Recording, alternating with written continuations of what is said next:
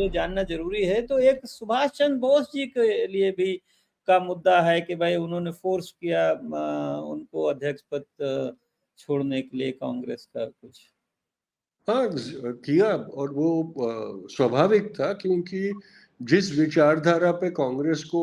बापू ले गए थे और जिस विचारधारा से कांग्रेस का वो नेतृत्व कर रहे थे, सुभाष बाबू की इच्छा थी कि वो पूरा बदल दे और जी कांग्रेस की नीति बदल दे। अब ये तो आज भी होता है और हम उसे मानते कबूल भी कर लेते हैं कि अगर मैं किसी चीज में नायक हूं और मैं अपनी मंशा के अपनी नीतियों के ऊपर अपने पक्ष को चलाऊंगा। अब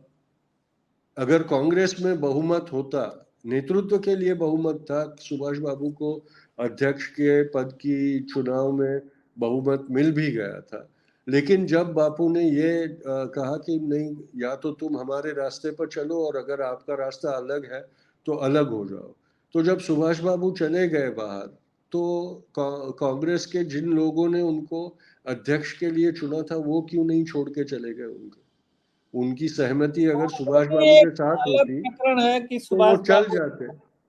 सेना पर मतलब एक बनाना प्लस जाके हाँ जर्मनी जाके जिस तरह से वो मिले, तो वो भी एक गांधी जी तो उस रास्ते पे कभी नहीं जाने देते बिल्कुल हिंदुस्तान को या बिल्कुल। कांग्रेस को। और जी इसलिए ये भी जानना जरूरी है कि बापू के फैसले के साथ कांग्रेस का बहुमत शामिल जी था, और उन्होंने भी,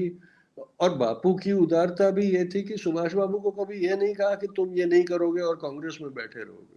उन्होंने कहा अगर तुमको लगता है कि तुमने जो रास्ता चुना है वो सही है, तो कांग्रेस से बाहर होके तुम जरूर अपने रास्ते पे चलो। और उन्होंने, सावरकर ने जिस तरीके से अंग्रेजों के साथ मिलकर सुभाष बाबू के सैन्य को हराने की रीति में अंग्रेजों का साथ दिया, वैसा बापू ने कभी अंग्रेजों का साथ नहीं दिया कि भाई मैं इंडियन नेशनल आर्मी के खिलाफ हूं तो चलो उसको हराने के लिए मैं हमारे लोगों को तुम्हारे साथ जोड़ देता हूं। उन्होंने कहा कि नहीं, हम तुम्हारे साथ कोऑपरेट नहीं करेंगे तो नहीं करेंगे, अगर आईएनए वाले आपको हरा देते हैं तो हरा दे, हमें कोई दिक्कत नहीं है उससे। तो ये हमने समझना जरूरी है कि उन्होंने सुभाष चंद्र बोस का रास्ता आसान कर दिया कि तुम पार्टी के बाहर रह के तुमको जो करना है करो, मैं उसमें बाधा नहीं डालूंगा। आईएनए के अफसरों को जब उनके ऊपर राजद्रोह का मुकदमा ब्रिटिश सरकार चला रही थी, तो पंडित नेहरू और बाकी सबों को बापू ने ही भेजा था कि जाके उनका बचाव करो,